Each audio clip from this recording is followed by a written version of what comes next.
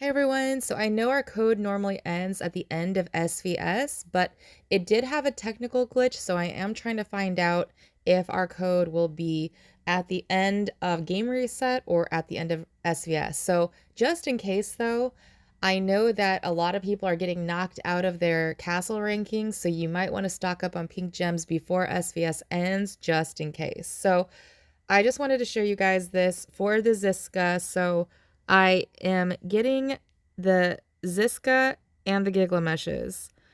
The reason why I chose to get Giglamesh instead of two more Zizkas is because two more Zizkas is not going to get me to level 4. Get two Giglameshes will get me to level 2 though. So I might as well just maximize the buffs that I can get. And, you know, there's going to be another event like this, or at some point I'm going to get another Zizka and Giglamesh. They're not, they're good. They're good subgenerals, and I have the specialties maxed. I mean, the specialties on them are important, right? But getting the stars on them aren't as essential as some of the other generals for siege HP and whatnot. So I think it's just one of those things where depending on what size and what level you're at, your need for subgenerals is going to change based on what people rally you with. And so normally I get rallied with siege, so I like to focus on siege debuffs, right? But because these generals are so expensive, especially when you're maxing the specialties, I do try to use what I can as long as I can until another thing comes along that is going to be an essential subgeneral for me. And it is difficult because there's a lot of attacking generals that I have that are so out of date that I want to be focusing on that next. So you always have to kind of juggle your Blood of Ares, your rune stones, all of that, and figuring out what is best. So as you see here, I am still in the first place here. I have 1,200 points that I am debating on using on speeds because I have all the generals I need.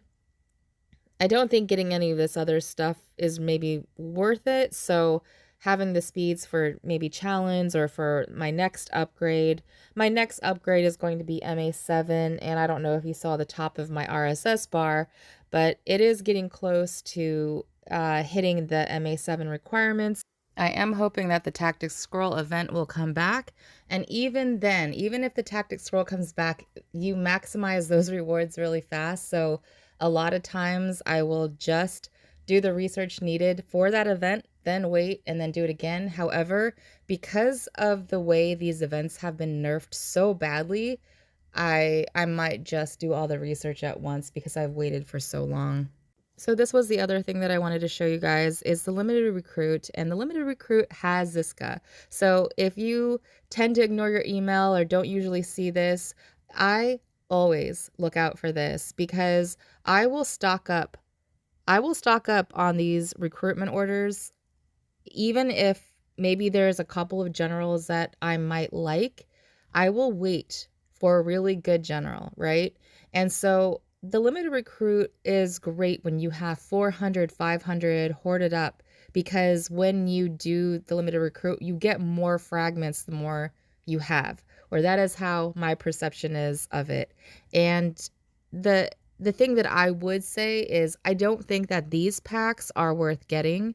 Now, when you get a pack from the limited recruit, they give you 160, and then if you double coupon that, you're gonna, be close to under 400, but you're probably going to take away maybe 10 to 12 fragments.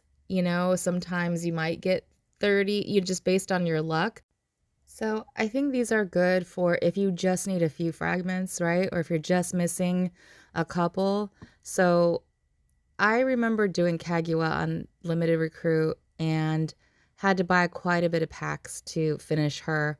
And I will say that I just didn't get great returns. Now, I did that a year or two back, and maybe the algorithm has changed, but Let me know in the comments what you think about the limited recruit, but I do think it's awesome for free-to-play players or low spenders to just save up your tokens until you can get a really good general.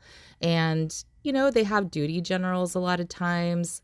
I think the normal advice for subgens is to get whatever you can awaken, whatever you can 10 star.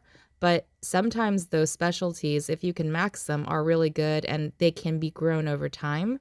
So all good things to think about when thinking about getting your sub generals, and especially when a good one appears in limited recruit.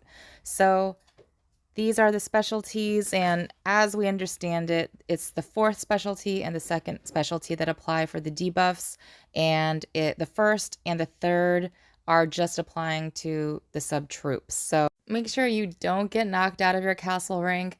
Make sure you stock up on the pink gems. It's the last day for the promo code, so get that extra 5% and play Legend of the Mushroom.